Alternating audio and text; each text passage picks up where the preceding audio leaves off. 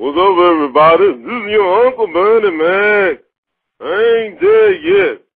When I'm not dead, I'm listening to the Auto Presents We All Be News and Radio. I ain't scared of y'all. Kick it. And welcome, family, to another wonderful edutainment edition of the Artivist Presents We All Be Radio. I'm your captain for this empowerment segment, R2C2H2, the Artivist. And welcome back, family. This is a very important show. If you want to get in on this important conversation, please feel free to call us, 646-652-4593. That's area code 646-652-4593. If you're scared to get on the air, you hit us up on email at r2c2h2@gmail.com. Once again, that's alphabet R, numeric 2, alphabet C, numeric 2, alphabet H, numeric 2, @gmail.com. And this is a very, I feel like, important segment. I'm very excited to have on these honored and esteemed guests. Tonight's topic is Chopping It Up with Sergeant Smack, the real American gangster. This is basically the true story that you didn't get from Hollywood. This is the true story right now, official on We All Be Radio. I am honored to have on, once again, I call my brother from another mother, Brother Ron Chepsick. Are you there? Brother Ron. Brother? It's nice to have you on this true crime extraordinaire, true crime writer extraordinaire, Brother Ron Chepsick. He got a lot of tales, did a lot of things to help us get a better understanding of the place of African Americans in organized crime history in this country and beyond. And also got tonight's showstopper. The main reason for being on tonight is Brother Ike Atkinson, also known as Sergeant Smack, the real mastermind behind the Southeast Asian heroin connection. This is Brother Ike Atkinson. Sergeant Smack, are you there? Yes, I'm here. It's an honor to have you on, sir. I mean, when I talk to you, you're so youthful, and it's just an honor to have you on, man. How old are you right now, Sergeant Smack? I'm 84 now. I could never tell, man, because I was looking at your YouTube video. You got such a youthful energy, and you're such a nice guy. I try to take care of myself. I'm hanging in there. Well, you're doing more than hanging in there. You're beating the odds, sir. So welcome to We All Be Radio. Well, and let's get down to it. Like, what is it all about, Brother Ron and Brother Ike? What we need to know about? I got the Sergeant Smack copy right in front of me right now, and his band of brothers. What's it all about? Let me try to first explain it. It's all about a guy, two guys, really, myself and my partner, William Jackson. It's about it's about the things that we did in Thailand and in Saigon when the war was on. And it tells the story of we went from MPC in Vietnam to the drug trade in Thailand. And that basically is what this whole thing's about. But there is something else that that I had put behind me.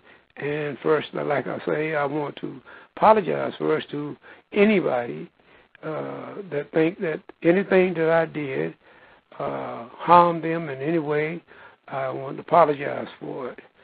And I've gone on with my life since I did my time. I did 32 years in jail, and I was released. And I have a probation officer now, and I'm following orders and keeping up with everything he got, and trying to stay healthy. I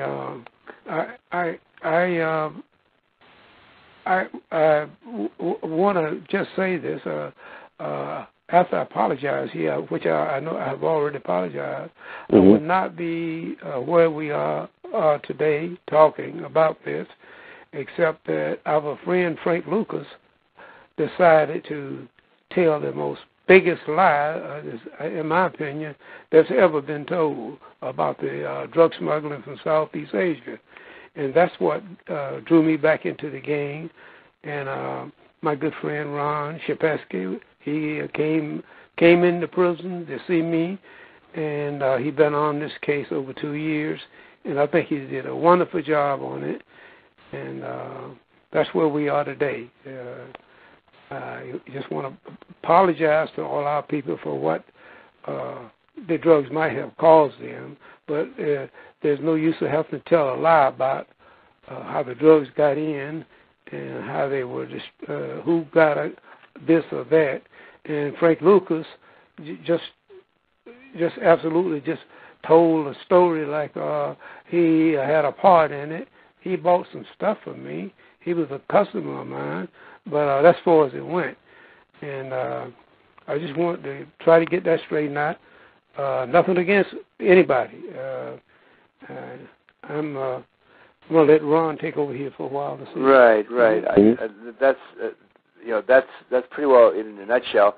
The book was done,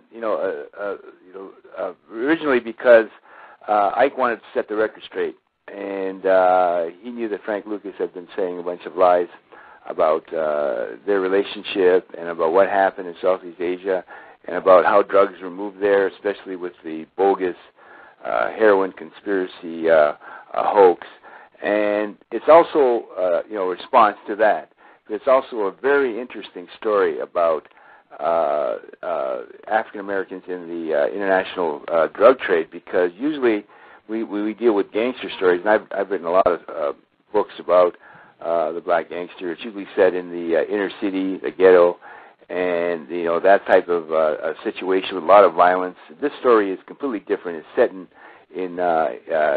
initially in Europe and in rural south of the United States, and then it moves to Thailand, and it involves a bunch of African American brothers that were adventurers, gamblers. They worked in the military, and it's a completely different story. So that's the other level to the book, to set the record straight with Frank Lucas, and then in its own right, an unusual story about the African American gangster. Yeah, I'd like to add to that, in addition to giving a false impression of what we did, Frank, everybody in this organization that I led in Southeast Asia, every single man, I could give him orders, special orders, and an ID card, and I could send them anywhere in the world that I want to. We started it with a couple of civilians from my home. We worked the route out that we was going to do, that we was going to smuggle the drugs in, and did it. I just don't want somebody like Frank Lucas going around lying about what he smuggled drugs and stuff out of Thailand. I took him there for 4 days, and I put him on a plane and sent him out of there back to New Jersey. And he haven't had any part in anything. All this thing about them donkeys that he got up in the Iron Triangle, I don't think this nut knew what he was speaking about, calling the Iron Triangle.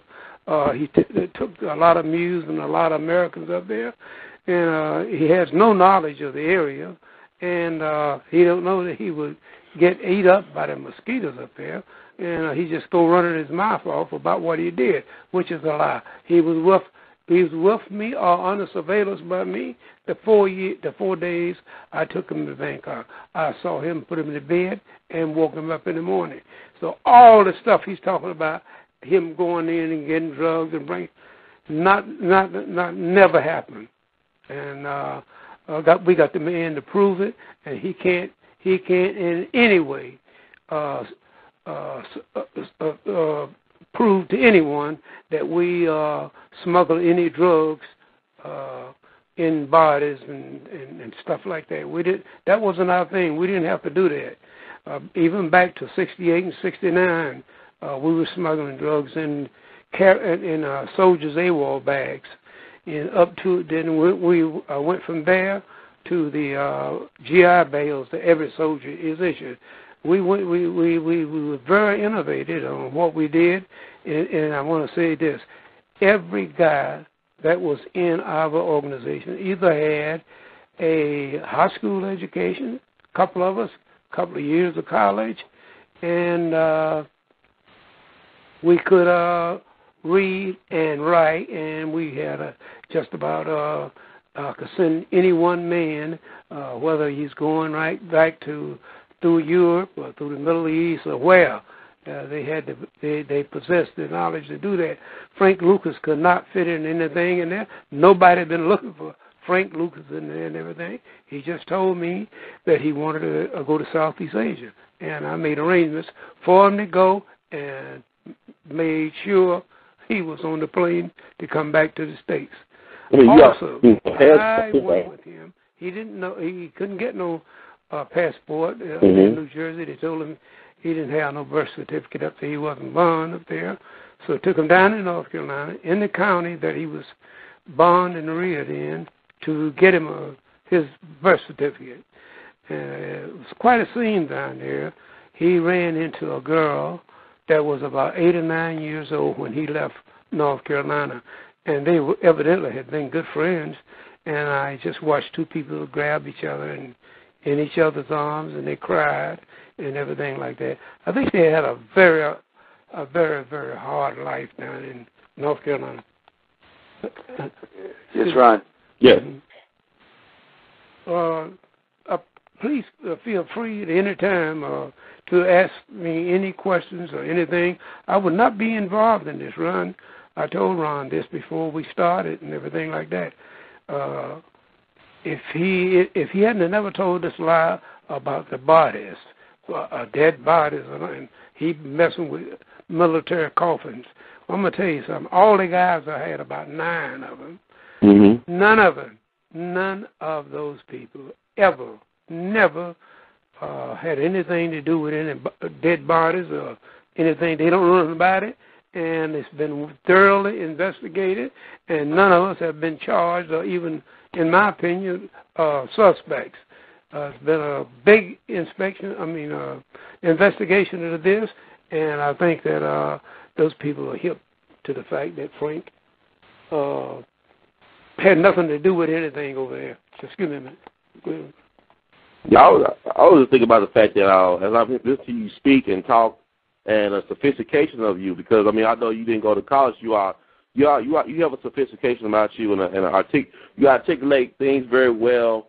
And it seems like to me, if they actually look at your life story, because you were a 20-year veteran in the United States Army. Yes. And you did have the training in the background, and you was a man of the world. You were like also a first-class gambler too. I was very impressed with your gambling acumen.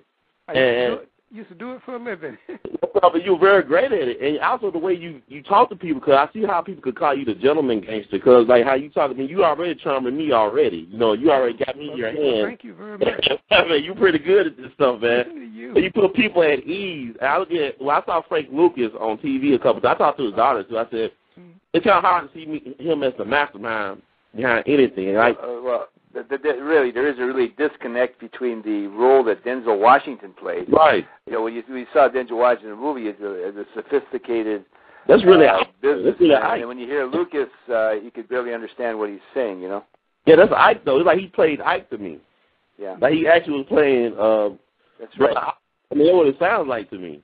That's right. That's right. I can't. Yeah, like you said, it's kind of hard. But also, I was drawn in. Cause you know what's funny about Brother Ron, you talking about the American media falling down on his job. Of course it falls down on his job. You look at how they did Brother Gary Webb. We came up with the Dark Alliance. We came up with the truth about the CIA and all their connections with the drug trade and the Contras. Right. Look what happened to him then. I remember when the American Gangster phenomenon took over too, and I got caught up in it. And I went online to read a Jacobson article from 2000. Right. And it was a little bit way that I guess what it is with us, it's like, like you talk about, for example, in the Western movies, how you hardly see any black cowboys with Cooper and John Wayne. There was a whole bunch of black cowboys in the Wild West, historically speaking, but Hollywood is such a big myth maker that when they say something's based on a true story, it don't have to really be based on what actually happened. It could be like, it might have been inspired by that person's name, and that's the true story part. Right. It don't have to do nothing with the actual factuals. And I think that what you're doing, Brother Ron, and Brother Ike should be commended because it's very important that people know this stuff and you put out this as a historical record. Even American Gangster messed up to me because they show Bumpy Johnson throwing turkeys out in November of 68. He was dead by July of 68. That's right. Right. He was not alive. That right there told you that they didn't know what the hell they were talking about. Right. Well, they was up to something. And he didn't drop dead in a department store. He No. dropped dead in Wells Restaurant, a restaurant. And if you read the accounts, Lucas, there's no mention of Lucas. And Mae Johnson, before she died, said the same thing. He was just a flunky. And I interviewed agents and cops from that period, and they don't remember didn't remember Frank Lucas. Right. So he's gone a long way on a connection that never existed, and he's made a nice lot of money stealing a large part of Ike's story.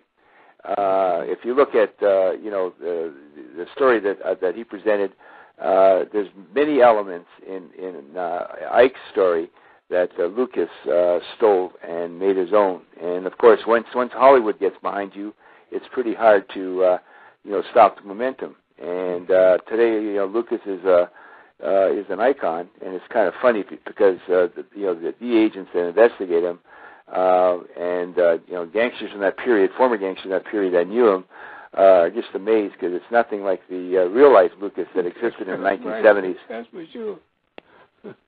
And also, Brother Ike, I find fascinating about you is that here you are a trained soldier, but you never had to use a gun to run a business at that level. How did you pull that off? I know you're a very charming guy, but how you have to? Yeah. Thank you very much.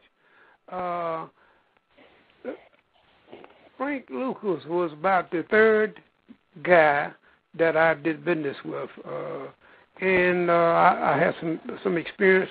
Like a couple of guys did business before down in Baltimore and Washington.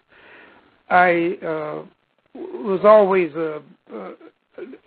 look. We're gonna do business. We're gonna do business. We're gonna respect each other, and that's what happened. I up and down the East Coast.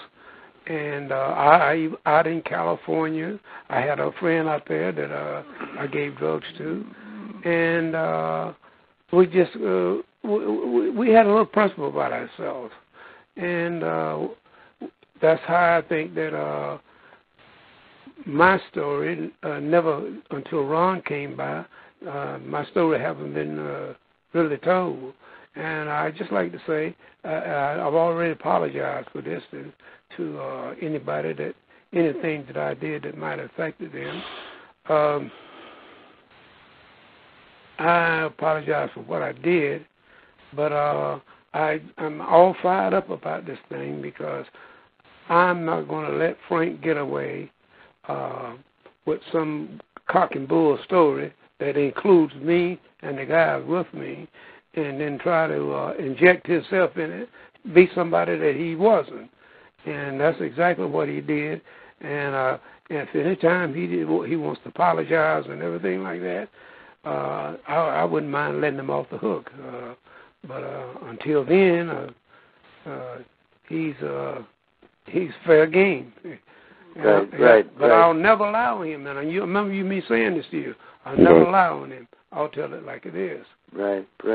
And Ike always, and we talked about this, Ike told me, it just wasn't worth a human life dealing in drugs. Yeah. And he said that if somebody ever tried to, to take the drugs off him, it was no big deal. Take my drugs, I wasn't going to kill you, in revenge or anything like that.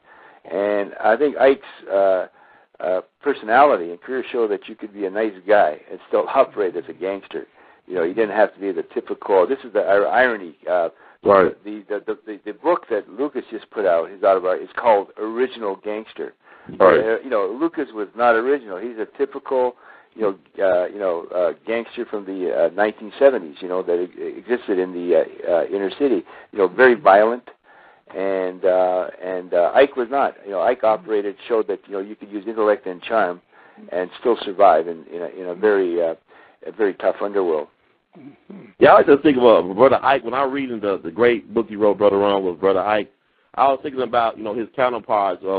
I look at people like Meyer Lansky or like Costello, people that never really carried guns. They had enforcers around with them, but they had such a reputation they had such a class about him. When you look at people like Carlo Gambino, who used violence not as the being. I mean, it was like just a tool.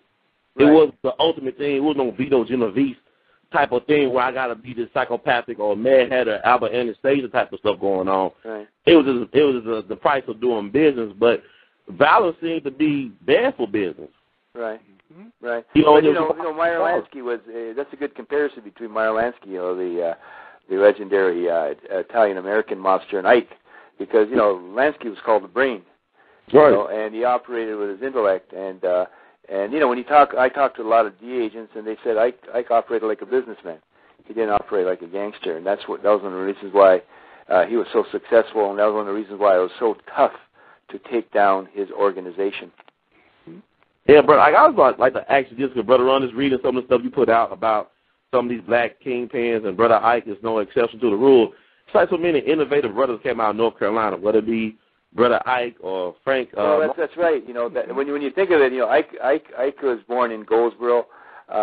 Lucas was born in LaGrange, Tennessee. Mm-hmm. And you look at Frank Matthews, the legendary Frank Matthews. He's from Durham.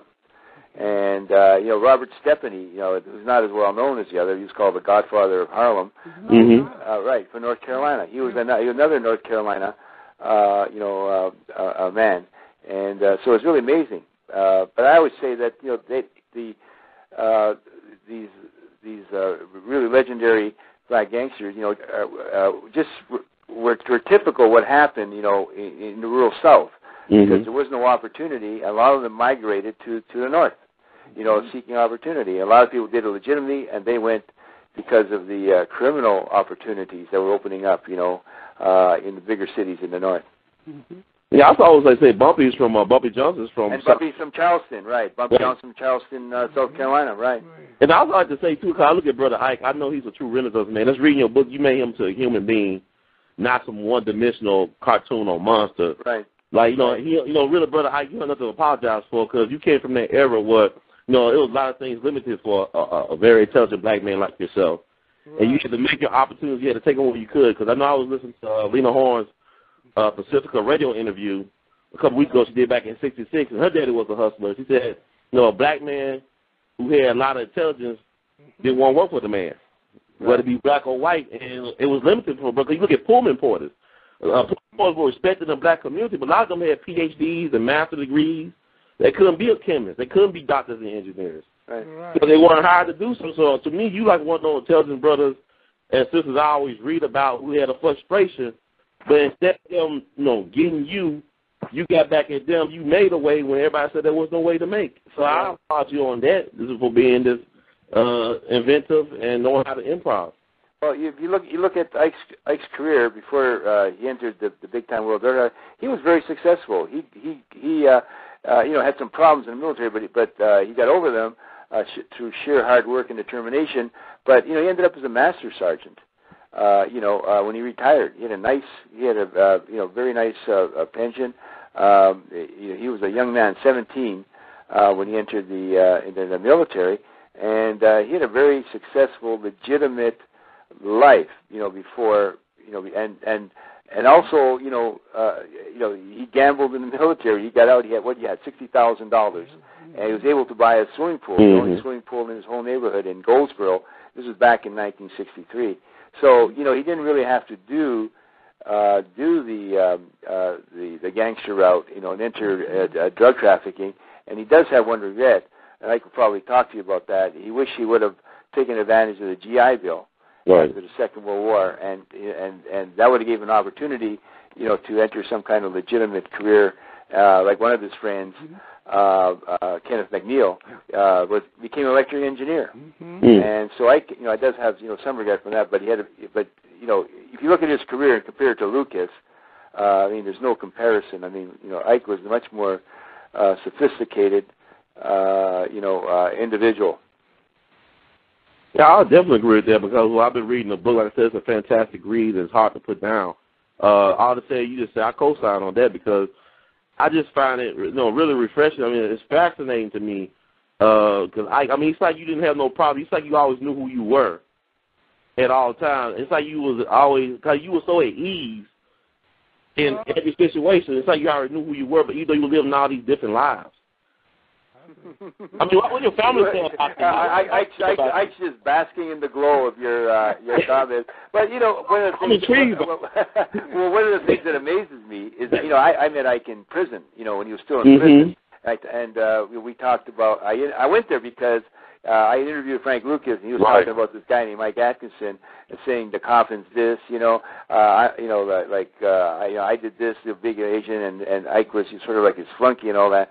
But he spent 32 consecutive years in prison, and it didn't break him. A lot of guys go to prison and they spend 32 years, and they become bitter, broken individuals. But Ike still, you talk to people that knew Ike before he went to prison, and he's still the same guy. And also, his children are amazed because he's still a gentle man, and not hardened, by that whole experience, which does affect a lot of inmates negatively. Yeah, what's your secret behind that, brother? Staying so upbeat. What's your secret? In the first place, I wasn't cut out for this. The opportunity just came along at a time that there was some money to be made, bigger than the money that we was making gambling. And I didn't.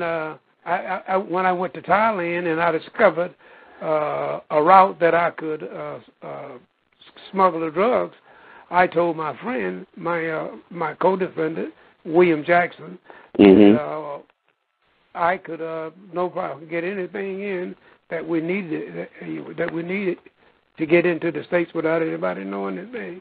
Right. Because it's a walk-on.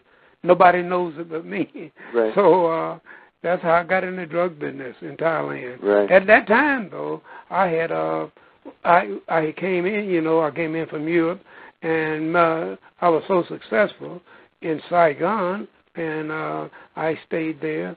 I stayed in the Plaza Hotel and on Trans Hung Dao, and I had 3 other people, Jackson and my friend Daniel Birch out in Ohio, and we lived together in Saigon. But on the weekends we would go back to Thailand, and then we decided that we was making so much money just running the MPC and gambling in the hotel, and that we decided to have our own club and restaurant.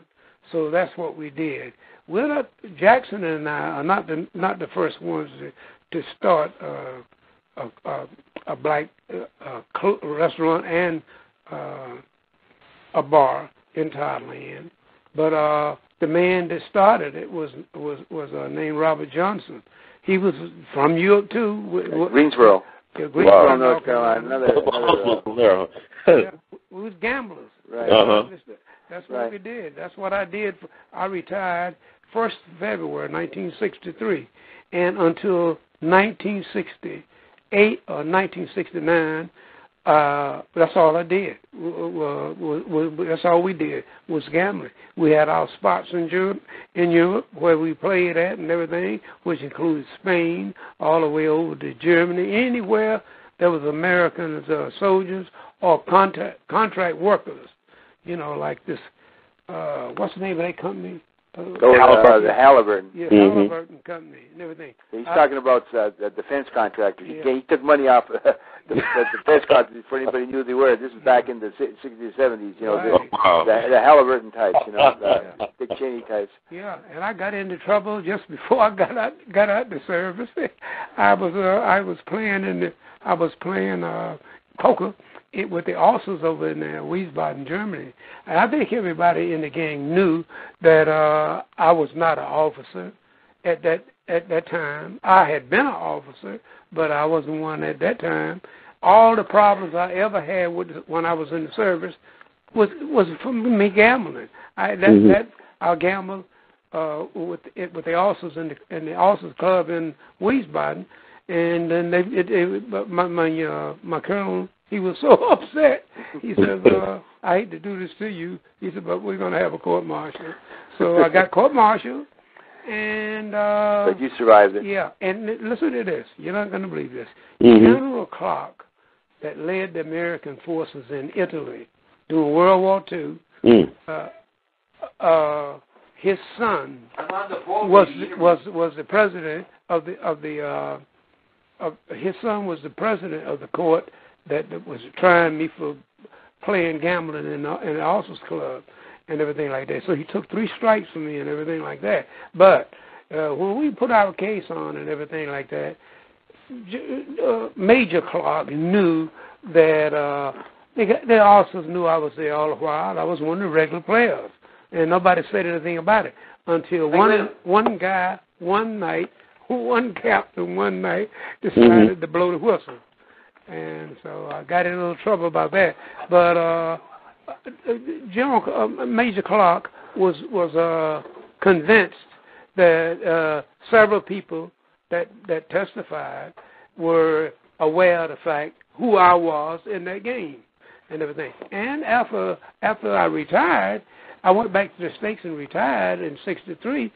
I went right back to that same club as a civilian and played, and nobody never said anything at all. Yeah. Right. But I was restored back. The retirement board in Washington restored me to my regular rank, which was a master sergeant, and that's what I am now. I'm a master sergeant, retired, and I draw my Social Security. I'm low-key. I don't get into trouble. Got a probation officer, and we get along just fine. And you have military pension, too, right? And I get a military pension for being a master sergeant and retiring with that grade, and I get my Social Security. So I'm doing okay. The other thing Frank Lucas got me upset about some dead bodies, and I'm determined to do anything to make that right. And I can tell you now, this man ain't got no backup or anything or anybody to bring him along to say what he claimed he did. I helped him get to Bangkok by having him going down to North Carolina and getting his passport, and I'm not sure I bought the tickets, but him and I bought them for 4 people, and until he can't make no peace with me until he back up off of that lie he told. His lawyer called me and asked me what portion of this thing is Frank telling the truth of it. Because he's lying about everything that's connected to me and my drug personnel that was with me in Thailand. And we sort of left it like that. He hasn't called me back and said anything. I don't have anything against Frank. And everything like that. I would never go around and tell nobody some of the things that I could say about him. I just don't want him telling lies about me, especially when he come into him lying about dead servicemen and he throwing dope on airplanes and all this crazy stuff. Right. He don't even know anything about anything like that. Just read what he's talking about. I guarantee you that he was distributing. How much money he bring in? He bring in on he said he bought in on him in Thailand. Well, no, he never really talked about specifics. That's one of the things that. I'm talking about Frank. Yeah, no, he didn't talk about like money, bringing in money. Yeah, he bought in money to buy drugs. That's what he said. Yeah, but he never talked about specifics. Like, specifics. Yeah. He talked about money. Right. Well, anyway, he said he ended up with so many kilos of drugs. He 150 in his autobiography. He claims that he wanted to buy 150 kilos, and anybody knows anything about the drug trade knows that that's preposterous. Because how are you going to get 150 kilos out of Thailand? And how much money do you need? Selling at $2,500 a kilo at that time in the early '70s. You do your math. He would have had to carry in like close to over $300,000. And anybody knows that that much money weighs a lot. Yeah. How is he going to get it into Thailand? Yeah, and he went from Henry Kissinger's plane. He said he threw the drugs on Henry Kissinger's plane, which is a lie. Which is a lie. And so when he found out, everybody knew he was lying about Henry Kissinger. He just said he went along. All the airplanes were lined up there. And he just threw the drugs up on them, and therefore ain't nobody involved. This guy's just a big liar. He just lied about the whole thing. And then he got the gumption to put in his book, man, why don't Ike don't do this, or Ike don't say that, this. And I'm all shook up about this. And we can be friends. We can be friends again. All we ask is that he tell the truth. And, I know. Yeah. We look. Oh, Ron. I was going to say that Ron did a great job of outlining all that in the chapter called Dale in the Coffin in your book. I think it's an excellent job you did showing how it has been a logistical nightmare. Right. Geez, there's too much headache. It's too much. And Brother Ike, when I talk to you and when I read the book and when I'm talking to you, I don't see you as a drug dealer or gangster. I see you as the ultimate gambler. You're like an adrenaline junkie or something. You just don't know when to quit. Right. You He was know an when to fold adrenaline junkie, but you can't get Ike today in a game of rummy. He don't play, which is amazing because he doesn't have absolutely no interest in cards today. And one time, he's the first to admit that he was addicted to gambling and the adrenaline rush, and that's why he got involved with the drug trade. It wasn't so much the money; he had money, right? And he was successful. He talked about that bar. Well, it's a famous bar, Jack's American Star Bar. It was sort of like a Rick's Place in Casablanca, the movie. Right. Where every black GI that was on R&R, Rest and Recuperation, went. That was in Vietnam, and even today, you get on the internet and they still talk about Jack's American Star Bar. And, of course, it goes down when the Vietnam War wound down. But, that was, he was a successful businessman in partnership with three other of his buddies, Jackson, Luchai, Ruby Watt, and Jimmy Smedley. And Daniel Burch. All right, and Daniel, right. Yeah. I thought it was interesting about the Jackson. It's like he's a person that everybody hates. They love to hate, but you got to wait. You got the best out of him. You like Phil Jackson or something, getting the best out of him. This is talk about Ike being a businessman. This is why he was able to operate so successfully. He uses intellect and charm, and and brought the best out of Jackson in terms of being a partner. He was an excellent partner.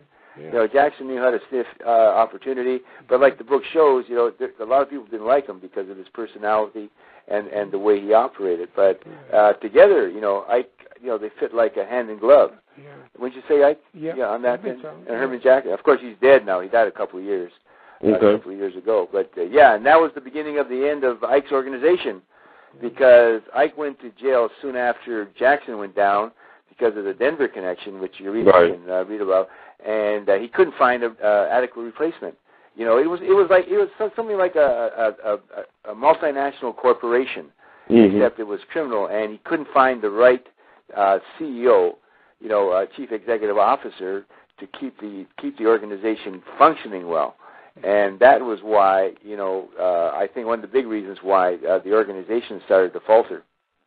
I was thinking too. Oh, go ahead, brother. Because none of the guy that I put in George, right? What was his first name? Freddie Thornton. Yeah, Freddie Thornton. I had just met him. I knew him about 9 months, but I called everybody together that was with me, and I told them that I had to go to jail. I had permission from the court to come over and close my business out that I had in Thailand, and I put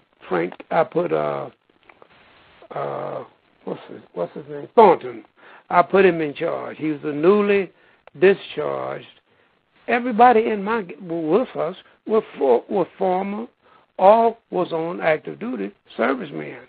I've never did. Frank is the only guy that come to Thailand to try to buy drugs for me. I didn't need him to come buy nothing for me. Right. He's the one who was looking for me to get something. But he had an agenda, and for just what he's doing right now in the book, he wanted to be Lord of everything, and then he stepped on my toes when he come talking about bringing dead personnel out of Thailand, which was a total lie and everything like that.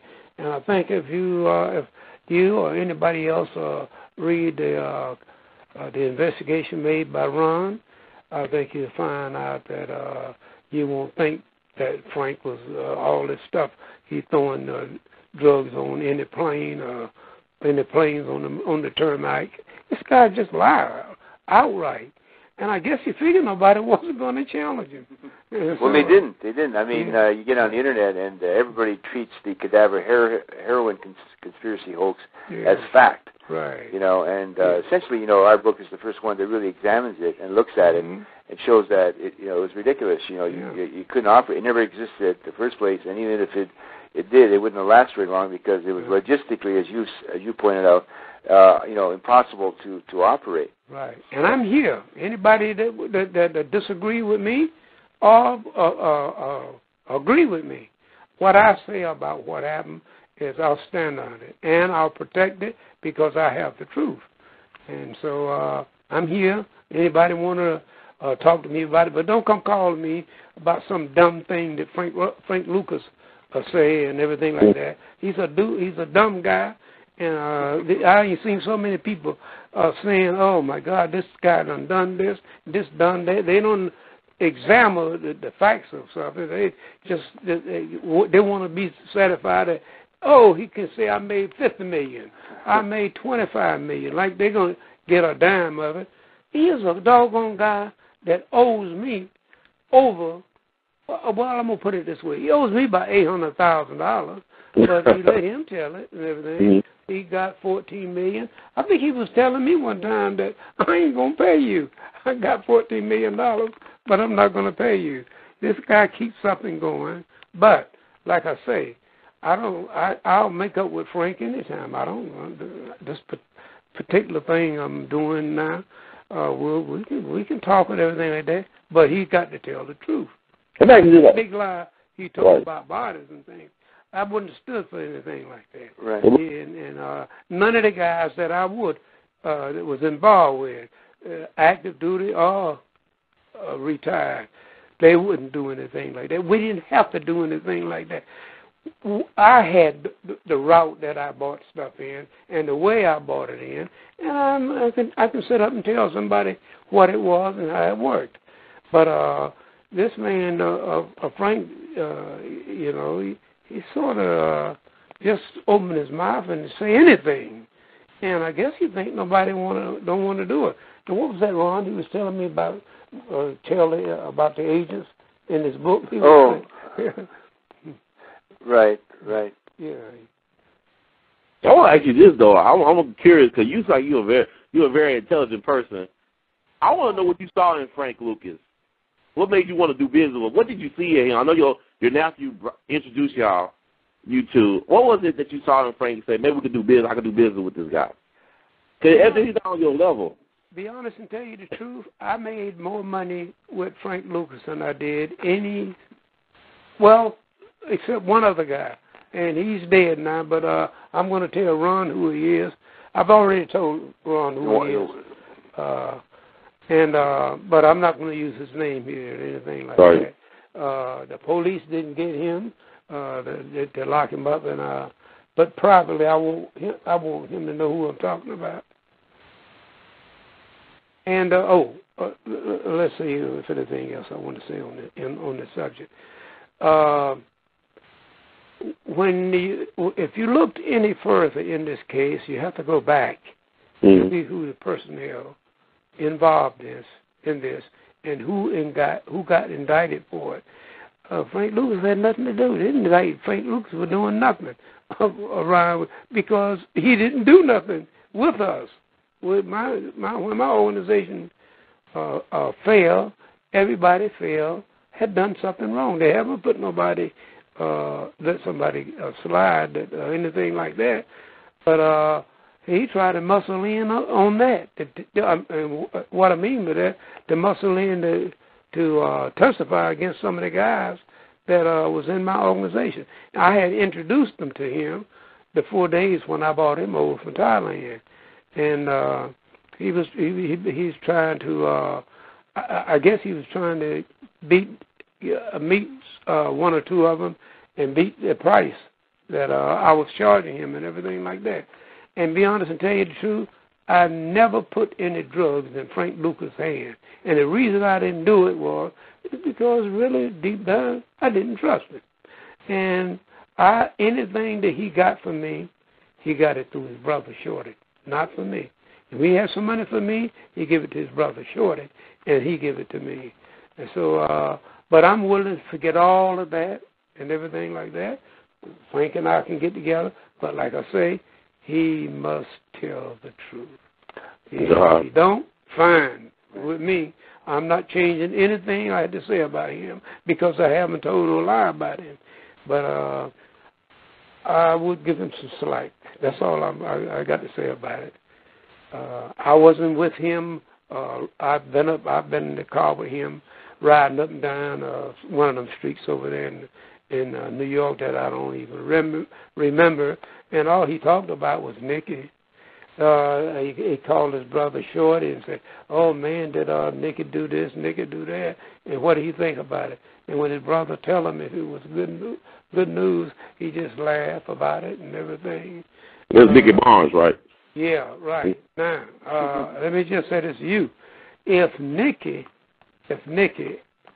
had asked me and that he wanted to be a part of what I was doing, or he wanted to get in the drug business with me, I think I would have let him in. I'm gonna just say this all. This guy, I met him. I met Nicky, at the Marion Penitentiary in Illinois, and we also was at. We moved from that to Terre Haute, right? And I really like Nicky, and I'm not knocking him about anything that happened to him. I'm just saying that if I had a choice between him and Frank, and believe me, I had to go through New York several times to make sure that Frank Lucas don't sit on my money. Give it to Shorty, and he'll get it down in North Carolina for me. But one of the things about we mentioned Nicky Barnes, and Ike always told me, he said, and it's in the book, that he liked him better than Frank. We had a choice between the two, but there's a telling anecdote in the book about Ike's personality when Ike was at Marion, walking with Joe Stassi, who was a famous soldier in the Italian American Mafia, and he became friends with Ike, which shows another side of his personality. He's able to get along with anybody. And they were walking the yard and together, and Nicky Barnes, this is the first time that Ike met him, came in and just sort of, without introducing himself, just sort of butted in, and Ike scolded him for his bad manners, and that's what Ike, Ike, is known for. That's why he's called the gentleman gangster, and a gentleman even by law enforcement officers. So it's kind of funny, but eventually him and Nicky got to know each other, and they became friends. Although Nicky Barnes became one of the big informants, right, in history, and Ike had his suspicions about Nicky, when just before he became an informant, right, Ike? Yes, this happened before, right. And I don't knock him for what them guys did. They shouldn't have bothered his girlfriend. I think that was his girlfriend he was talking about. I would put it this way. I would have let her go about her business, really. But I support Nicky. I think he's a very, very nice guy, very smart guy. And you put him and Frank in the room and let one of them talk at a time. You say, this guy's crazy talking about Frank. But Nicky Barnes, I wouldn't say the same thing. Right, and he's nothing like the movie. The movie had him portrayed as a caricature. Cuba Gooding Jr., the American Gangster movie, played Nicky Barnes. That's nothing like, the real life. Well, Cuba Gooding Jr. is a character all himself anyway, but... Frank's a stupid guy. I mean, a real stupid guy. You can tell him I said so. I disagree. Like I said, he does a lot of stupid things and says a lot of stupid things, but he's pretty cunning. I mean, look at this guy. He was on welfare in 2000. Barely surviving. I don't know if he can still read or not. He ends up becoming a icon, a Hollywood icon. A decade later, where everybody knows his name. I just got back from Indonesia, as you know, Ron. I was there for 11 months, and everybody knew, American Gangster I was just amazed, how far Frank Lucas has gone with so little. Yeah. I mean, that's only in America, right? With Don King saying. Only in America, like Don King would say, right? Absolutely. Right. Like Don King would say, only in America, right? Yeah. Well, I tell you, like, to me, if your mentor is Bumpy Johnson, I know he spent time in prison, was like a Renaissance man. He wrote poetry, he was well read, right. Articulate. Like you, brother Ike, you articulate. You're a Renaissance man. You know how to, do a lot of different things very well. I look at Nicky Barnes, philosophy and stuff like that. And this is Frank Lucas, get all the glory, Yeah. Well, I just want to say this. I went into the drug business in about 1968, and I think that's when Bumpy died. But his wife, Mame, has written a personal letter to me, and she's autographed her book for me, and everything like that, and she wanted me to know that she didn't believe anything Frank Lucas had to say. And I was just showing some friends of mine her book was at my house, that was at my apartment rather, that she had wrote me this letter and everything. And then my son called me from Maryland, and we was talking, and I asked him, did anybody call about Mame had died or anything like that? And he said, yeah. He said, somebody called. He said, I think it was Wade in New York. And I said, well, what did he say? He said, Mame has passed away, and I guess it was somebody that she had told to make sure you tell. Like, we look forward to meeting each other, but we don't.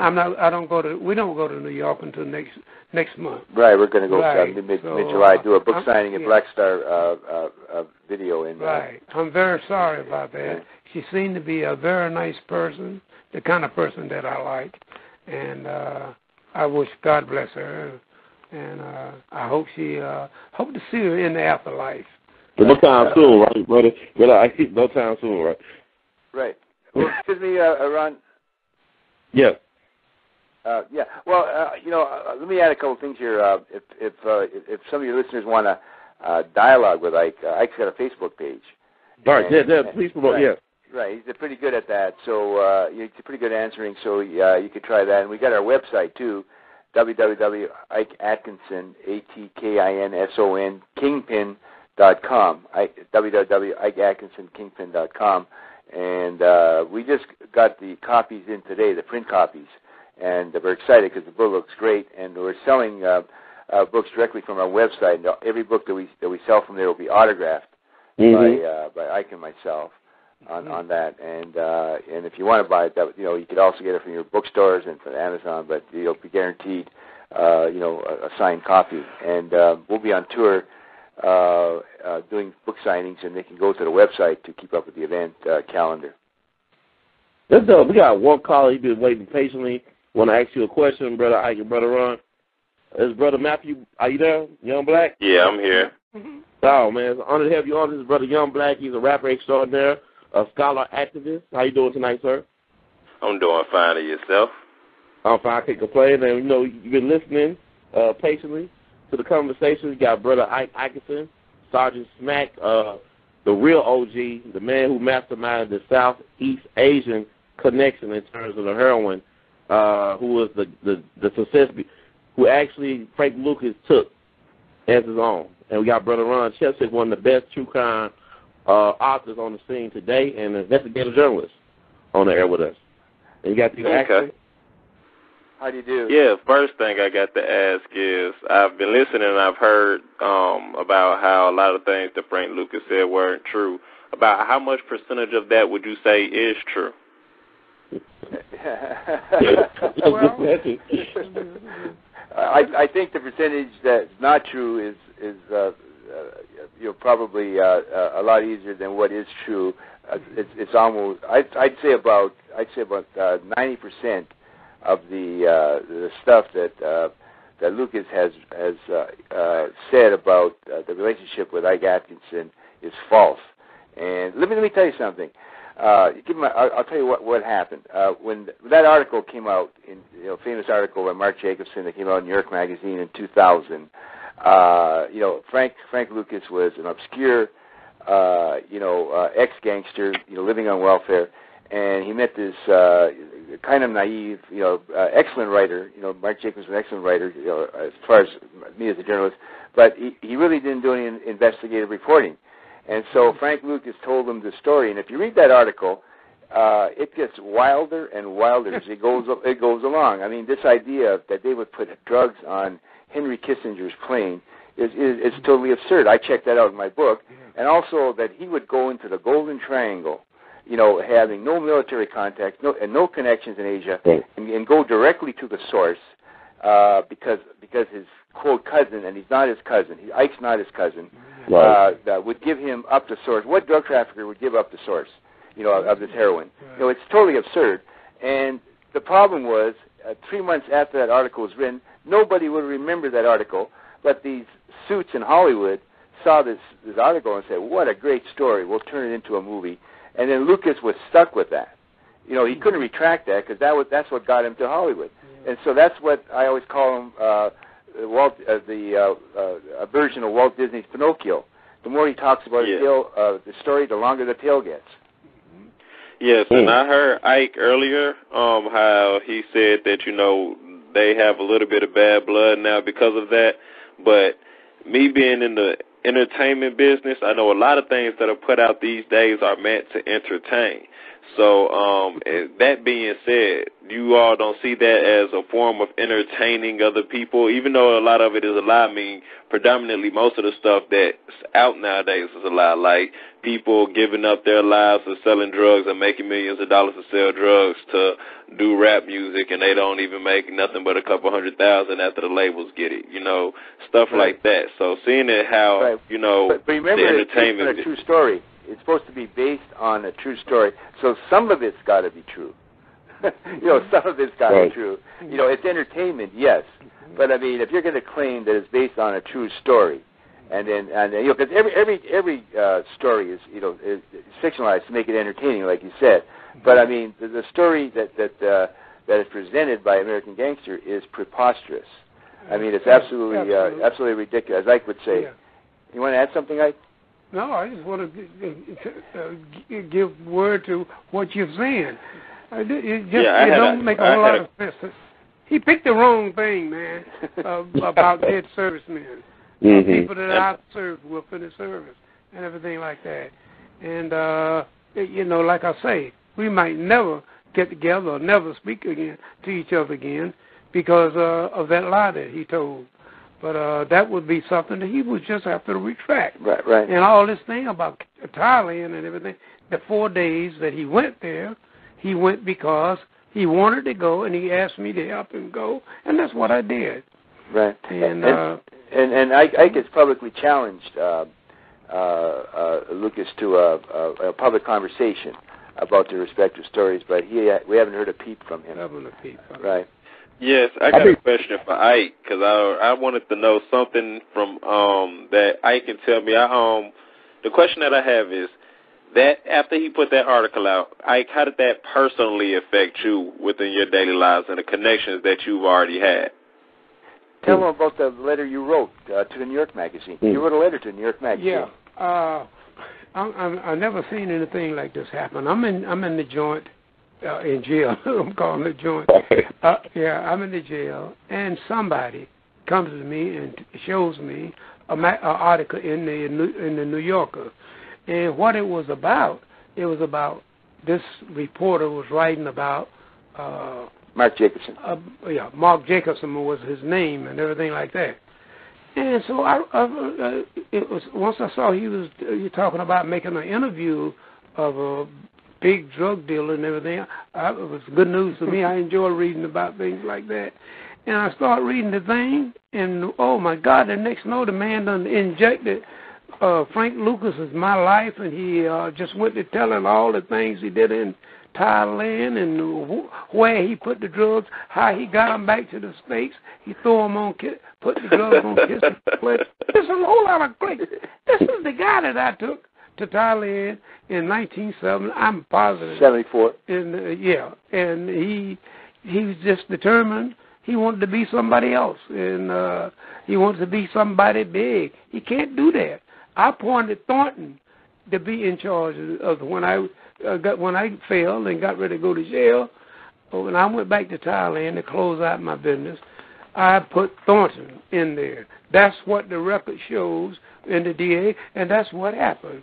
Not Frank Lucas. Nobody got nothing in the book about Frank Lucas, because after the 4 days that he stayed there and everything, incidentally, he stayed in a hotel that when he came to Thailand, it hadn't even opened yet. So he did that, knocks that to hell. But I think we might have the time mixed up on this thing. Right. But this man tells so many stories, man. Yeah. Like, Jesus. And if you read the autobiography that he just came out with, it's even a new version. Ike's not even in the book. Yeah. And now he's working with some Oklahoma African American servicemen instead of Ike with the Cadaver Connection. Yeah.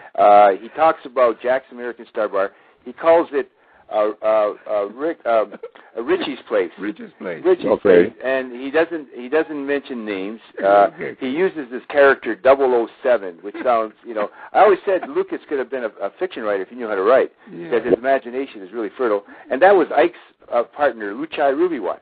Yeah. And as Ike has always told me, he brought Lucas to Jack's American Star Bar, and he got a lot of his information by just listening to the GIs that were there, listening to Ike and listening to some of the other people, and these stories,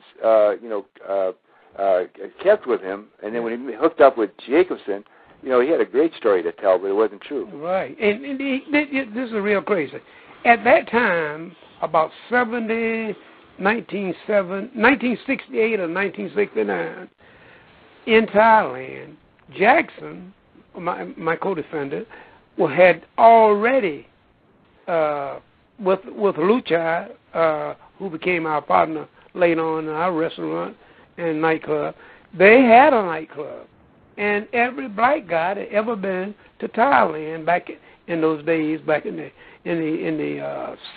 latter part of the 60s and the 70s, know that the club was called La Fez. And it was a honky-tonk junk, but everything would go on in there, man. Everybody, and Frank claimed that he came to Thailand at that time, but he couldn't. And what did he say, Ron? He claims that he was there in 68, 69. Yeah. And I interviewed DEA agents that investigated Ike that were in Bangkok, and they all said they had a reams of files on Ike going back to Germany. He was in Germany, and nothing on Lucas. He wasn't even on the radar screen. And if he was supposed to be such a big drug trafficker, as they said, they would have had something going on him.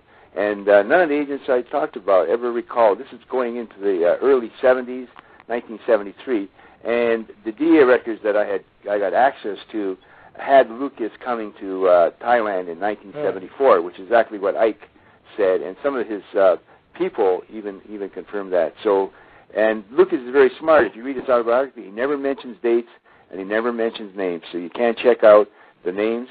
And if you read our book, everything's up front. We got names, dates, and everything's documented. So, it's amazing that he's been able to get away with this. Yeah. Sure. So I was about to say, watching his movie, is he really killing people in broad daylight as if he would say he would? Well, the story about Tango, you're talking about Tango. Right. No. If you read that, there's a discrepancy with that story between the article in 2000 and the actual movie. But we'll forgive that. That's literary. That's creative license. On that. But the story itself about Tango, and that made him a real legend. Where he took on this big bully and shot him dead, and he said he could left money on the street and nobody would have touched it. I haven't been able to confirm anybody that. Right. Of course, a lot of people are dead, but even the ones that I talked to, some of the real old time cops, don't have any recollection of that happening. In fact, they don't even have any recollection of him being around Bumpy Johnson.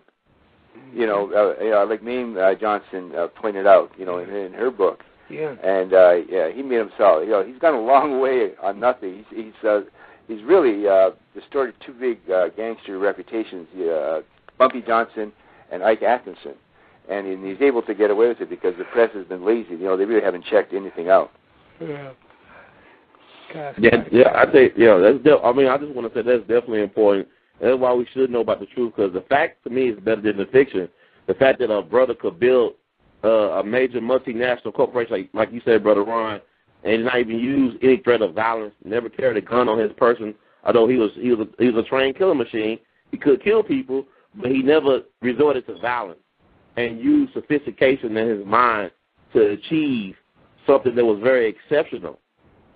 Should be known by people, because I think it's very important that there's more than one way to get anything done, or like they said, there's more than one way to skin a cat. And also, I mean, just to correct the historical record, because the problem with the reason why Frank Lucas had gotten away with the Bumpy Johnson thing, Maine died last year, but so many people have passed on, and thank God that. So, but he didn't count on Mame Johnson being alive at 94. You know, he got everybody from that era. Brother Ike, yeah. And you, Brother Ron, for doing the work that a lot of people are too lazy to do. And this is the problem with the media anyway. The media has always been at the service of the corporations. Like, you beat Halliburton at the table, but they beat you in corporate America. They get you back, to the real American gangsters to me. Ron, you remember the chapter on Frank Lucas that I wrote. Right. And I talk about how I was invited to be on Dateline.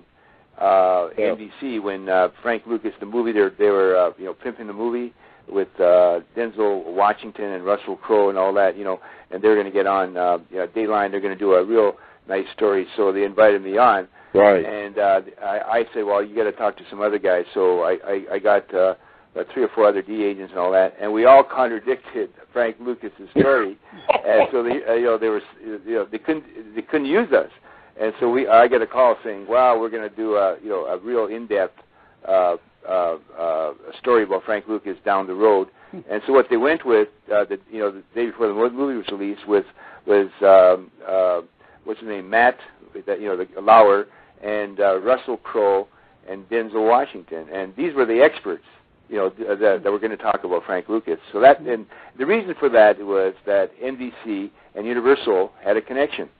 You know what I mean? And it was bad for the business of making money from the movie if there was a lot of negative comment about Lucas's story. So and that's what it's all about. Right, and I got that in the book, and I talk about that, and especially the cadaver connection, which is the biggest hoax in the history of the international drug trade, and unfortunately Ike got dragged into it because of Lucas's lies. But now, hopefully people will read the book and they'll see the real story. I got a question. Yeah, go ahead. Now these days, with things going as bad as they are, can y'all honestly say that y'all feel like it was a good thing to actually put out stories that somewhat glorify being a gangster and being a drug dealer? No, we're not glorifying. We're telling a story, and Ike has a lot of regrets from that period. We talked about this, and if he had to do it all over again, he wouldn't do it. Like Ike would not be. I wouldn't have written the book, and Ike wouldn't have collaborated with me if Lucas hadn't lied about his story. But nobody that with Ike's military service wants to be known as a guy that used coffins of dead service. Now Lucas is ignorant, and he had no military service. He had nothing to do with the military, so it doesn't bother him. But it does bother Ike, and that's why Ike is very angry about the story. So it has nothing to do with glorifying. It's a great story because of Ike's personality and the characters involved. But, it has nothing to do with glorifying the drug trade. No, sure don't. Okay, because, and I'm not so much as speaking on Ike's case, because, like I said, I haven't had the chance to read the book. But I feel like that's one of the things that really, bothered me. Because, back in my day, I'm not saying I was nowhere near Ike or selling big-time drugs, but I did what I did to get by for my family only because I had to do what I had to do when I was young-minded. But now that I've grown up and I have my daughter and I have my son and I see the path that I want them to go, I look at, movies like, a movie that slipped my mind, American Gangster, and I look at it and I'm like, even though they're trying to make money, it seems like they're trying to glorify what was done, like it was a good thing to sell drugs. It's kind of glorifying being a gangster, which is not the message that I felt like, should have been sent out to our kids. Now, I'm not saying this is what Ike is doing at all. I'm just saying that was my personal opinions about watching. Well, you know, there's always that danger. If you want to tell a story, you know, it could always be interpreted that way. But, you know, I'm a journalist, and, you know, I try to tell the truth as best I can in print. And, you know, all I was concerned was getting the true story out. But you see in the book that crime doesn't pay. I mean, I spent 32 years in prison. I mean, you know, 32 consecutive years in prison. Now, I mean, anybody that says, you know, I really missed the drug trade after 30, they'll have to be crazy. And Ike's the first person to say that, you know, that was the biggest mistake of his life because he didn't have to do it. You know, you said you had to do it to feed your family and all that. Ike didn't need that. He had money, you know, on that. But he was an adrenaline junkie. You know, that's why the story is so different. But there's a cautionary tale there. Right. You know, it's a great story, but you see what happened to Ike Atkinson. You know, he went to jail in his 50s, never got out to his 80s. Yeah. Why is it that he got out so late and you know why? Lucas I was going to talk about that. You know, you talk about, you remember John Gotti, right? You know, they called him the Teflon Don. Yeah, definitely. Yeah, well, you know, Lucas was the Teflon gangster. One of the things that really amazes me is that Nicky Barnes, you know, he was another big snitch. And, you know, contrary to the movie, Lucas didn't turn any DEA agents in. All he turned in was fellow gangsters. And same as Barnes. And Barnes admits that, you know, on that. But Barnes today is still in hiding, you know. Right. And, you know, Lucas was implicated in several murders. He turned in over 80, because I talked to DEA agents that handled him, over 80 gangsters from the street. And he can walk around. You know, well, he's in a wheelchair now, but he can move around New York City without any, you know, protection. I mean, you know, and that always amazes me. And the fact that he was able to do what he did and spend about 9 years, you know, not many people know that he was convicted again in 1984. The DEA caught him selling drugs. Well, he was in the Federal Witness Protection Program. He got out, but he was selling drugs again, and he claimed that he was trying to work for the DEA, you know, undercover, and except that he didn't tell anybody in the DEA about it. and he went to prison again, and he only spent about 9 years. And if you read his autobiography, that is this crap that he put out, he doesn't even talk about that. You know, he just sort of it sort of goes from when he gets out of prison in 1981 to you know, making the movie, and all that other part. He doesn't talk about the snitching, anything like that.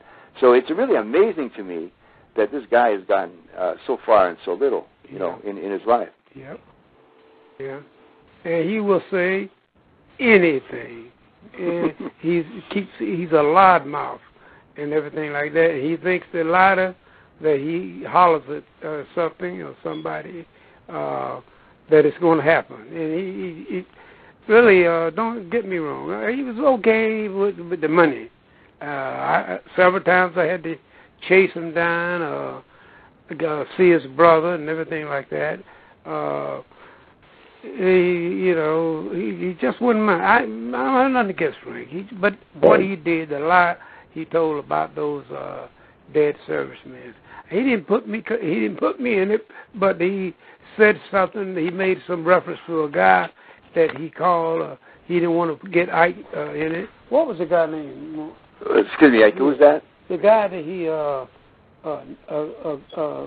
took the picture with, and they were supposed to be out there with the Duncan. Oh, Lloyd Price, right? They're making the movie in the 70s. I'm talking about entirely. What do you call me? Yeah, the guy. Oh, you're talking about Nate. Nate. He was Nate in the American Gangster movie. I was Governor Smith. Right. And supposed to be his cousin that set him up with the general, you know, the Thai general in the Golden Triangle. Yeah. So he is a guy that wouldn't know one country in the Iron Triangle or nothing. But I see they put it in his book. So maybe he might have some idea about where it is, but I doubt if he could even explain it. But like I say, you know, Nicky, he had to do a complete turnaround on all the lies that he told. We won't never be friends, I don't think, but maybe so. You never can tell what happened. But one thing we can rest assured that if we do, there certainly won't be no hanky-panky. I heard that. Mm-hmm. Well, seeing as how he was able to use his book and his article to make him millions in the box office, I mean, you haven't thought about doing the same thing, just using your version of the story to go make your movie and make. Go ahead. Sorry, I didn't cut you off there. I was just saying. It's okay. I just want to know, did you all want to do the same idea to make your own, millions, to make your money off the real story? I mean, if you're going to get it out there with a book, why not, try to shop it to some producers that might want to record or direct it? We haven't had to shop it yet. We've already got about 4 different feelers. And, in fact, tonight we were talking with somebody that was interested. Was interested in doing something, an HBO type series or something like that. And so we're right now we're just in the preliminary stage. We're trying to get this book, out and try to get some sales to justify the hard work I spent in 2 years. I spent 2 years of my life on this, and I spent a lot of this time. And we're proud of the book, so we're working on that. But yeah, if it comes, it comes. But we think we've got the true story out, and it stands as a historical record now. And what's the Facebook page so I could kind of bookmark this? I got a lot of people who follow me. All you have to do is put in Ike Atkinson in the thing, and it'll pop up. You'll see his Facebook. He's got about right now. He's got about 1,200 friends, but that's without even the print book coming out. So it'll probably jump up. But he's on there, and I help him out with it, and he answers, most everybody that asks him a question. Yeah, I was going to say, I appreciate that as well. I think it also is important. I mean, this book is something going to stand the test of time, and I think truth will always win out in the end. The truth, no matter how long it may take, right, the truth will always come to the light, and that's how it goes. And also, like the story to me, like what you, Brother Ike, your story is way more fascinating than, the story that we got, cheated with. Right. Because, you tell of a guy who, you're a complex character, you're a patriot, and also, you're a pusher man. You're a gambler. You just can't be put in one box. You can't be confined. People can't say you all bad. People can't say you all good. You're very human. Your story is very human to me. Like Brother Young Black said, he had to make a choice when he was younger back in the day, and I feel like you've grown a lot as well, too. So you had to live this life in order to tell this tale, and to me, in a lot of ways, we all are pawns because, like I said, the biggest American gangsters was the one you cheated at the gambling table, Halliburton. They the biggest gangsters to me because, it was the General Smedley Butler. General Smedley Butler was the most decorated Marine in U.S. history. And he said that war is a racket. He found out the true meaning of war. He said, we're nothing but mercenaries sent to do corporate America's bidding. Right. We're not about, liberation. We're about fighting for corporate interests. Right. And to me, the CIA are the biggest drug dealers on the planet. Oh, man. There ain't nowhere. All due respect to Brother Ike, you did a very interesting job. Right. But they the biggest drug dealers on the planet. So you should have to feel sorry for about anything. Right. And if you read The Politics of Heroin, right? Mm-hmm. Alfred McCoy, and you read Gary Webb's book, interview. Have you interviewed Ricky Ross? No, I'm working on that. I know. This is so important to get these sides of the story. I know people don't want to talk about this, but this is why we got all these. When we think about cowboys, we think about John Wayne and Gary Cooper. We're not thinking about Nat Love or Bass Reeves, one of the greatest U.S. marshals in history. Right. We're not thinking about people like we should, and we're so much more than just rappers and basketball players. Right. By Ricky Ross, do you mean the actual rap artist Ricky Ross or another? Oh, Rick Ross, Freeway. The key that was supposed to be the key for the importation of drugs into the inner city, right, East L.A., which set off the crack epidemic that the CIA was let's say allegedly involved. And Gary Webb wrote a good book, Dark Alliance. Right, Ron? Danilo Blandon. Yeah, he was like the Oscar Danilo Blandon. But he wrote it for the Sacramento Bee. It was like a expose. Right. Originally, he wrote the series of articles, and actually, it was the press that did him in. Right, Washington Post, New York Times, right.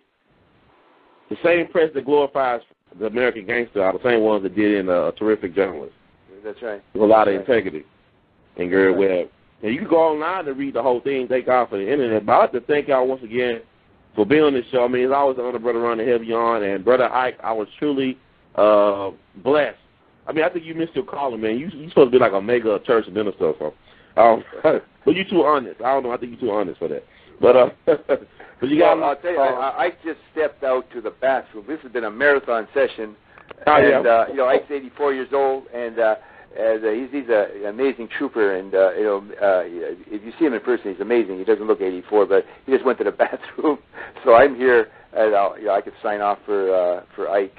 Oh, definitely. Being his biographer. So, but I know he enjoyed being on this show, and we'll do it again. We're coming out with a DVD in September, which we've done called Ike in His Own Words, which essentially is an interview, in documentary form.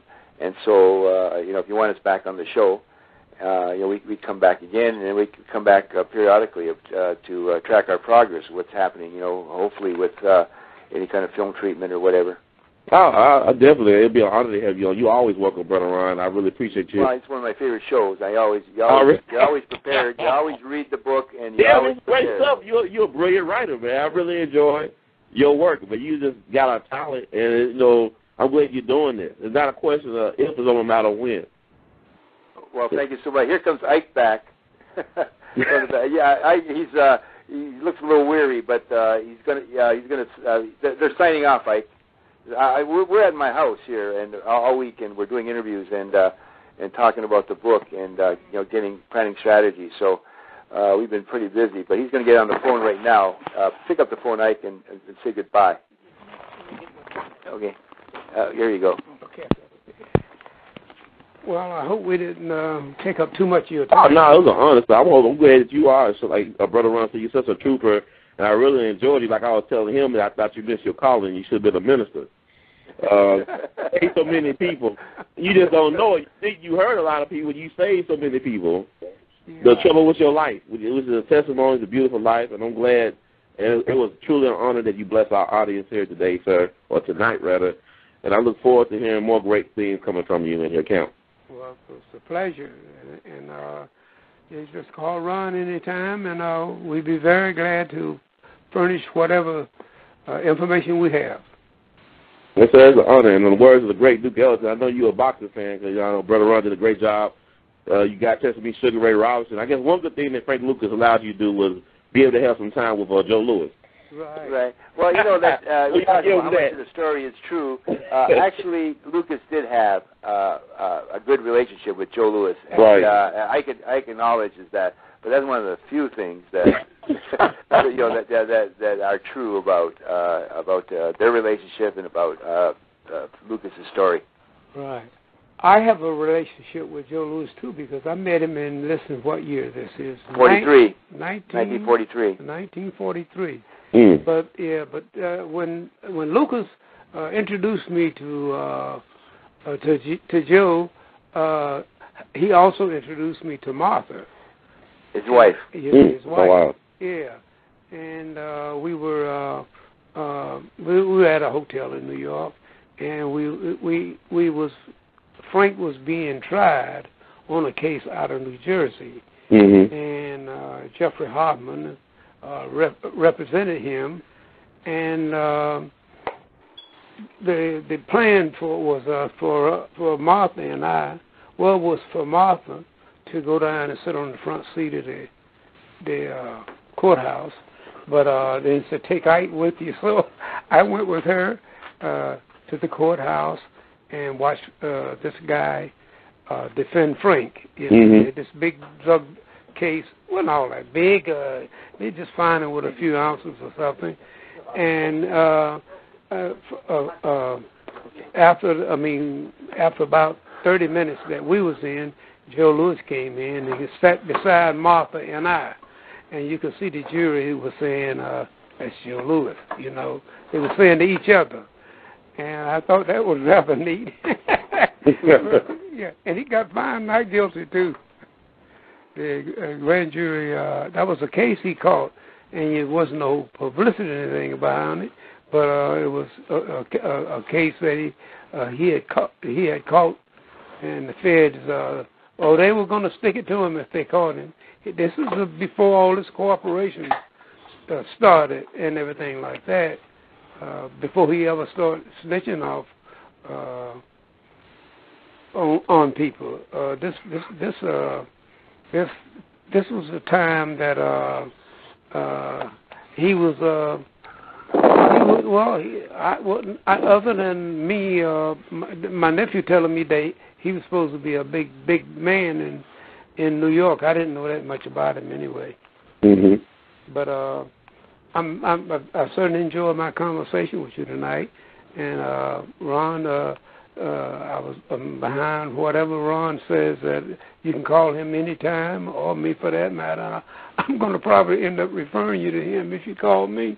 I live by myself, and I have my own apartment, and so I really would prefer that you, if you got any questions, anything about it, to call Ron. I just hope that you enjoyed talking with us as we have with you, and look forward to you talking to you again some other time. Yes, sir. It will happen. Like in the words of the great skeleton, we love you madly. And y'all take care and stay blessed. I know you. Yeah, you all take care. Well, thank you. Yes. Thank you also for your good questions. Yeah. That was really good. So yeah, if something's seen not where it's supposed to be, just give us a call. We'll try to straighten it out. Yes, sir. Thank you. Okay. Thank you. You are two gentlemen, Gangster. I think he's very nice. Oh, wow. Yeah. Well, I've written enough about it. I almost feel like a gangster, Yeah. How about that? Okay. Okay, then. Thank you very much. Yeah, good night. Okay, Ron. Okay, Brother Ron. Thank you. And good night. Good night. Okay. Good night.